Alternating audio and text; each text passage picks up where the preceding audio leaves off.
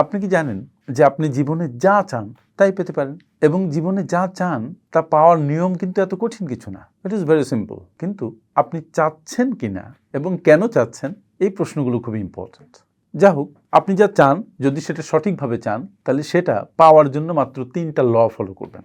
Very simple. ভিডিওটা খুবই ছোট। আপনারা যারা কোনো কিছু পেতে চান বলে নির্দিষ্ট করেছেন, তারা যদি একটা কমেন্টে জানান যে ইয়াস আমি এটা চাই, তাহলে আপনার প্রাপ্তির প্রথম ধাপটা আপনি শুরু করলেন, নিজের কাছে নিজে কমিটমেন্ট করে যে ইয়াস আপনি একটা জিনিস চান এবং সেটা পাওয়ার জন্য যা যা করার দরকার সেটা আপনি করতে চান। এই যে 3টা নিয়ম আমি বলবো, এই 3টা নিয়মকে এমনও বলা যায় the law of success, 3 laws of success, এভাবে বললে বরং আরও বেটার।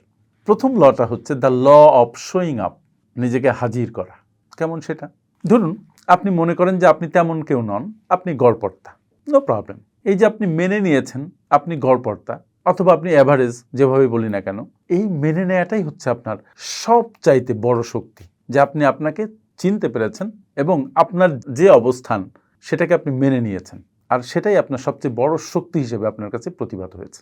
তুমি যদি স্কুলে পড়ো তাহলে একটা কাজ করো, নিয়মিত পড়াশোনা করো, হোমওয়ার্ক জমা দাও, নিয়মিত স্কুলে যাও। যদি তুমি কোনো অফিসে কাজ করো তাহলে ঠিকঠাক মতো অফিসে হাজির হও। তুমি যদি কোনো ব্যবসা করো, ব্যবসার প্রতি মনোযোগী হও, প্রতিদিন ব্যবসার জন্য কাজ করো, ক্লায়েন্টকে ফোন করা, প্রোডাক্ট আপডেট করা, প্রোডাক্ট প্রকিউর করা, প্রোডাক্ট সেল করা, প্রত্যেক দিন করতে থাকো। অলওয়েজ প্রেজেন্ট থাকো। অলওয়েজ প্রেজেন্ট, এই কথাটা কিন্তু অনেক বড়, একটু চিন্তা করে দেখো। চোখ বন্ধ করেও প্রেজেন্ট থাকা যায়। জীবনে সবচাইতে বড় পার্থক্য যেটা তৈরি হয় সেটা হয় প্রতিদিন প্রতি মুহূর্ত হাজির থাকার মাধ্যমে। এই যে ল অফ শোয়িং আপ আমি যেটা বললাম, তোমার খুব ভালো মুডের দরকার নেই, খুব ভালো সময়ের দরকার নেই, জাস্ট বি প্রেজেন্ট, হাজির থাকো, উপস্থিত থাকো। সেকেন্ড ল হচ্ছে দ্য 10% রুল। এই 10% রুলটা একটু মজার। তুমি 10% বেশি দেবে। কেমন? আমরা জানি ন্যূনতম কাজটুকু সবাই করে। তুমি যদি কাউকে কিছু দাও, 1 কেজি দেওয়ার কথা থাকলে তুমি 1 কেজি দাও, কিন্তু মানুষ তাকিয়ে থাকে সে বাড়তি কতটুকু পাচ্ছে। তোমাকে 1 লিটার দুধ মেপে দিল কেউ, পরে একটু চামচে করে উঠিয়ে বেশি দিল, ওই একটু বেশিতেই তোমার সন্তুষ্টি।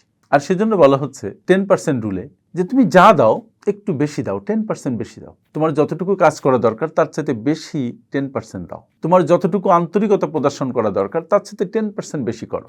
যদি সবাই ক্লায়েন্টকে 100 কল করে তুমি 110টা কল করো। যদি সবাই 10টা কাজ করে তুমি 11টা কাজ করো। যদি সবাই 10 ঘন্টা কাজ করে তুমি 11 ঘন্টা করো। এই যে 10% বাড়তি দেওয়ার আইন বা নিয়ম, প্রথমে তোমার মনে হবে যে এটা খুব অল্প পার্থক্য তৈরি করছে, কিন্তু এটার impact, compound impact is huge. প্রতিদিনের বাড়তি চেষ্টা, বাড়তি প্রদান, বাড়তি কাজ লং টাইমে অন্যদের চাইতে তোমাকে অনেক বেশি আলাদা করে ফেলে। সো 10% রুলটা মেনে চলো। আর 3 নম্বর ল কি? 3 নম্বর ল খুব important law, the blue ocean law. এটা হচ্ছে নিজস্ব খেলার আইন বা নিয়ম। সবাই যেখানে প্রতিযোগিতা করছে তুমি সেখানে যেও না, তুমি নতুন কিছু করো। সবাই গার্মেন্টস শিল্প করছে, তোমাকেও কেন গার্মেন্টস শিল্প করতে হবে? তুমি অন্য আরেকটা কিছু করো, তুমি শু ইন্ডাস্ট্রি করো, কথা। সবাই যেখানে হাঁটছে তুমি সেখানে দৌড়াও। তুমি অন্যরা যে আইডিয়া নিয়ে কাজ করছে তুমি নতুন আইডিয়া আনো। তুমি ভিড় যেখানে সেখানে না দাঁড়িয়ে ভিড়ের বাইরে দাঁড়াও। স্টক মার্কেটে যেখানে সবাই কিনছে সেখানে তুমি তখন বেচো।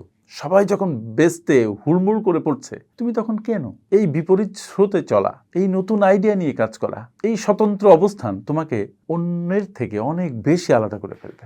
জীবনের সবকিছু পেতে হলে মনে রাখা দরকার 3টি আইন। প্রতিদিন হাজির হও, the law of showing up.